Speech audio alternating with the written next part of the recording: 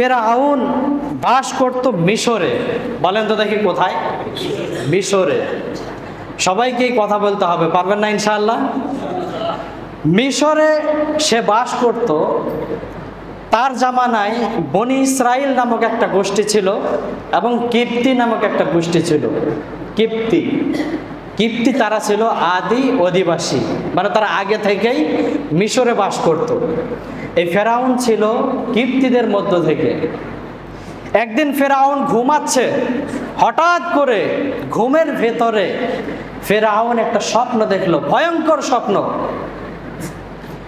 রাব্বুল আলামিন ফেরাউনকে স্বপ্ন দেখালো।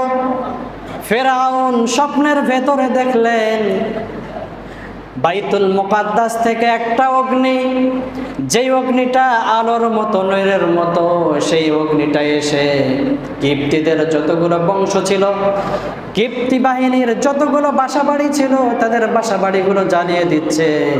কিন্তু মজার বিষয় হলো বনি ইসরাইলের কোনো বাসাটা সেই আগুন আক্রমণ করছে না। সুবহানাল্লাহ। সে যখন স্বপ্ন দেখলো, তার যখন ঘুম ভেঙে গেল, ঘুম ভেঙে যাওয়ার পরে ঠাস করে উনি বসে গেলেন। বসে যাওয়ার পরে প্রত্যেকটা জ্যোতিষীকে ডাকলেন। প্রত্যেকটা অভিভাবক যারা ছিল, যারা লেখাপড়া করতে পারতেন, তাদের সবগুলোকে ডেকে আনলেন। ডেকে আনার পরে স্বপ্নের বিষয়টা ব্যাখ্যা করে বললেন, আমি এমন একটা স্বপ্ন দেখেছি। প্রত্যেকটা জ্যোতিষী ব্যাখ্যার বিশ্লেষণ দিয়ে বললেন, ও আমাদের বাদশা, আপনার খাওয়া শেষ। অচিরেই রব্বুল আলামিন বনি ইসরাইলদের মধ্য থেকে এমন একটা পুত্র সন্তান জন্ম দিবেন, যেই পুত্র সন্তান আপনার রাজত্বটাকে কেড়ে নিবে। বলেন সুবহানাল্লাহ।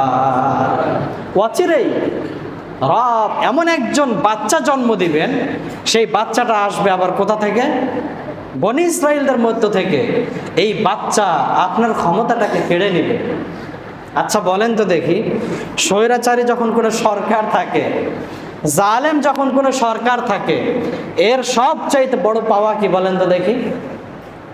যেই ক্ষমতায় আছে সেই ক্ষমতায় টিকে থাকা। এর জন্য যা করার প্রয়োজন, যতগুলো মানুষকে দুনিয়া থেকে সাফ করার প্রয়োজন, সব কিছু সে করতে চায়। ঠিক কিনা বলেন?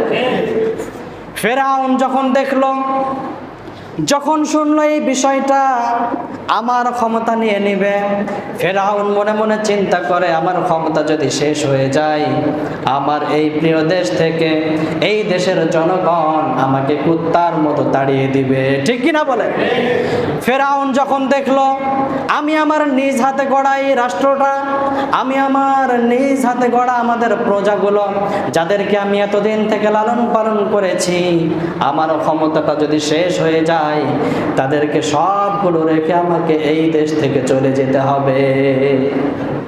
যখন সে এই বিষয়টা দেখলো, চিন্তা করে দেখলো, সে ভাবছে যাই হোক না কেন, যত মানুষকে মারার প্রয়োজন হোক না কেন, আমার ক্ষমতাটাকে ঠিক রাখতে হবে। ঠিক তাই করলো। ফেরাউন তার সভাসদ বর্গের যতগুলো বড় বড় মানুষ ছিল, তাদের সবগুলোকে ডেকে আনলো এবং বলল যে এই বনি ইসরাইলদের মধ্য থেকে যেই সমস্ত ছেলেগুলো জন্ম নিবে, পুত্রগুলো জন্ম নিবে, এই সবগুলোকে হত্যা করো। নাউজুবিল্লাহ বললেন না? এইটা লোভটা কিসের বলেন তো দেখি? ক্ষমতার লোভ।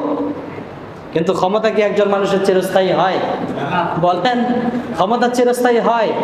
রব্বুল আলামিন ছাড় দেন কিন্তু ছেড়ে দেন না। সবাই বলেন তো দেখি, আল্লাহ পাক রব্বুল আলামিন ছাড় দেন কিন্তু ছেড়ে দেন না।